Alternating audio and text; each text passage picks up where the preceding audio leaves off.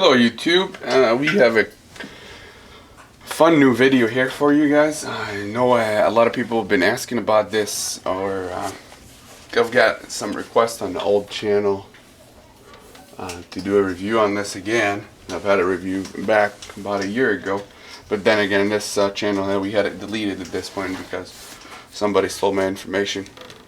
But anyway, so I thought I would redo this video so the box would be a little bit dirty. And probably from the title you're going to see that it's a sigsauer C3. Okay, so I'm going to open the boxes. This is not true unboxing because it's already opened. So we'll open the box, kind of show you what comes with. So this is the Crimson Trace version. Comes in with some instruction, some cleaning cloth, some adjustment tools, a little Allen wrench, and this should be here. Cleaning little Q-tips or whatever, and the Allen wrench to adjust. Okay, this is a Glock trigger spring, so don't worry about that. Okay, comes in with a chamber indicator, again garbage. Comes in with a sig loop. This is a good loop. I just don't know, or gun grease or whatever you call it, if it's any different than any other. Sig says that it's different. Comes in with a lock. I have like 1,000 of those in a bag. Of course, the SIG tag in here, and this is the inspection tag. Says who inspected it and when and all that. Okay, this is what comes in the box. You see, there's no firearm. Of course, the magazine, which is full. Comes with 2 magazines. And the reason the gun is not in the box is this because when it gets warm here, and it's not really warm in Minnesota, we're in the 40s, so it's still warm at this point. So I carry this firearm. Alright, so this gun is right there, and I'm sure the gun is loaded, so I'm gonna unload. Move this box out here. So I got mag wells. Let's look there. It's empty. You can see this. And physically inspect it, empty. Gun is gonna be dirty. I was shooting this gun. So let's get to it, guys. Overall, it's a really nice gun. It's lighter than any other 1911 that you'll have any experience with, due to the alloy frame. I mean, I'm not a big fan of the alloy frames, and I'm just gonna tell you why. I've had a couple before that I actually they weren't SIG, so I mean SIG quality is a different quality. I had the Taurus aluminum frame, and I ended up cracking the frame. I went to the range one time and I was shooting about 400 rounds, and at the end I ended up in the front here where the slide and the frame meet kind of thing. I think they were binding, and it ended up with a cracked slide, a cracked frame. Ended up sending it to Taurus, getting a new one. But I mean, it took me 6 months. Taurus is not really the fastest company. I mean, they do have warranty and so on and so forth. So they did make up for it, made good on it, and they sent me a newer pistol. But I wasn't really a big fan of this, the aluminum, considering what's out on the market now. I saw this pistol and I liked it, and I said, you know what, let's just go out with it. So let's kind of go slide frame. What would you want to buy this pistol for? What would be the purpose of buying it? What the usage would be, and so on and so forth, what it comes with. I believe it's 4.25 inch barrel, or no, not barrel, slide, so it's 4.25 3-inch barrel if I'm not mistaken. Again, I'm not really on the whole technical side. If you want to, you can go to SIG's website and find out about that. It's a Commander frame, so it's a shorter frame. Somehow they still fit 7 rounds in there, which is kind of weird. It's a lot smaller than the regular Springfield or Colt, and it still fits the same amount. This is a 2-tone, and I know there's a couple versions of that, but this is a 2-tone. It's a stainless, not really the regular stainless, as you know. It's a brushed stainless. Not sure how they do that. And the frame is black anodized, if I'm not mistaken. Again, I don't like the finish on the frames when if you're wearing Kydex holster, it will start wearing off. So I do wear a leather holster. I wear this in a leather holster. Comes in with a match grade barrel, match grade hammer. Really good safety. You can hear the safety engaging and disengaging. The trigger is good.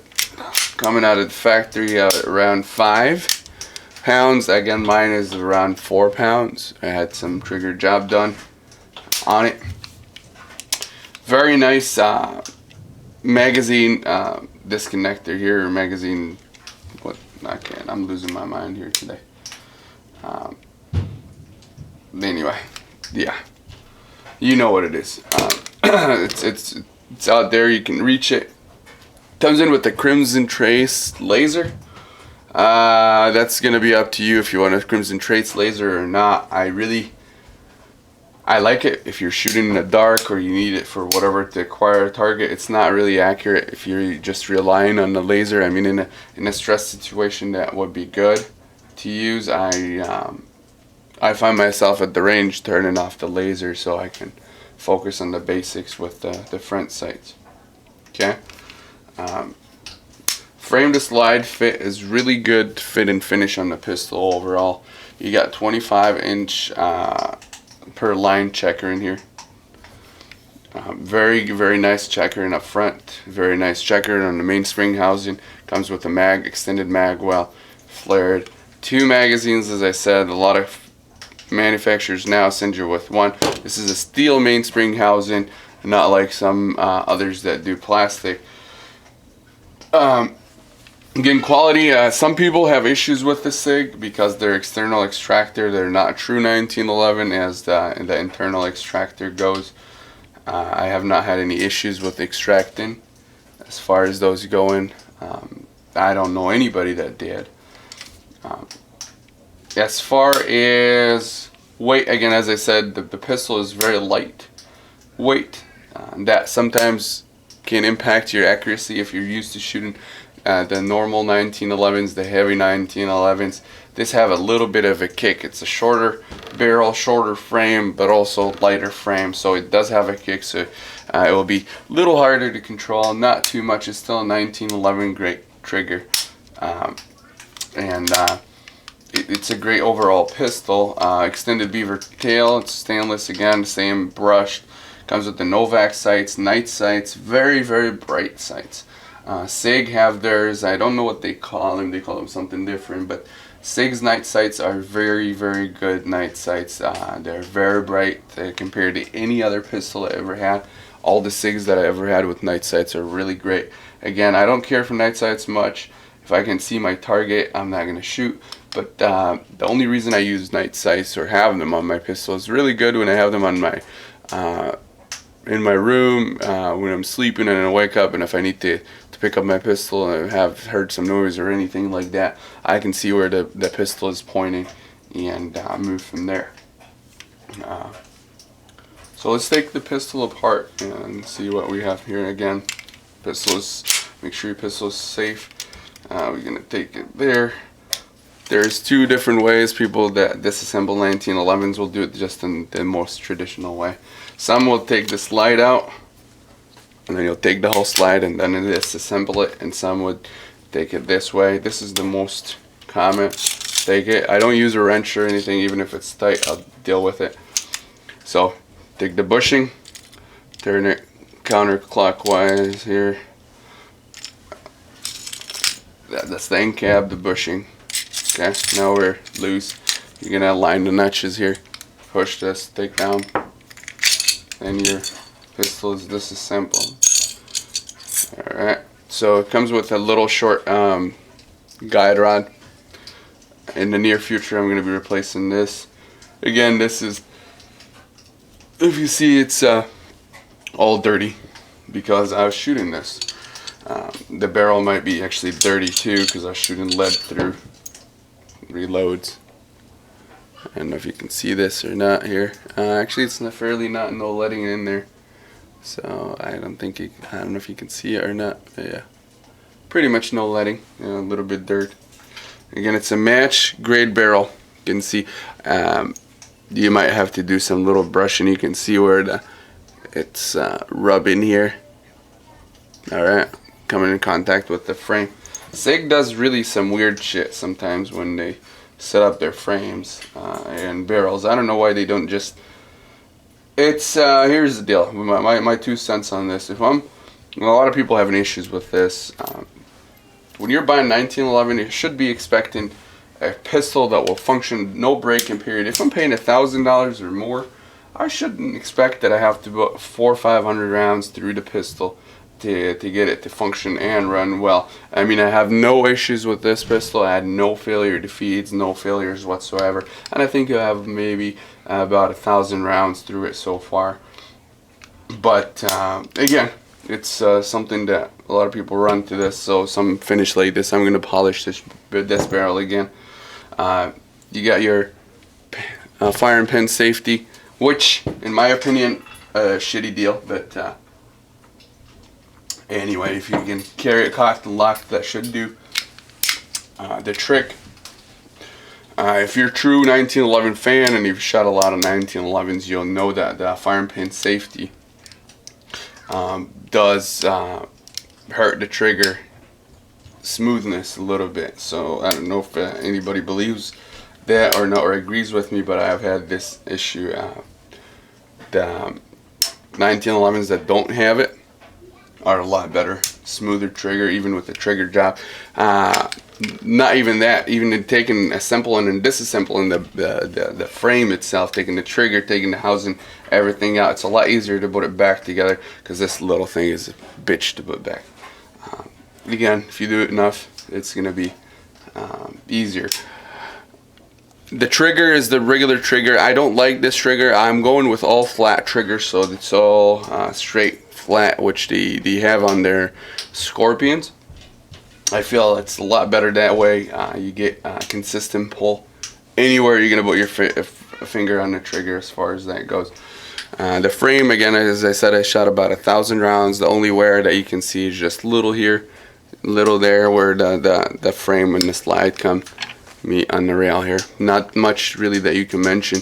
Again, it's fairly brand new pistol after shooting 1,000 rounds through, and it didn't really nothing, no wears, no tears, nothing like that. It's been holding really well.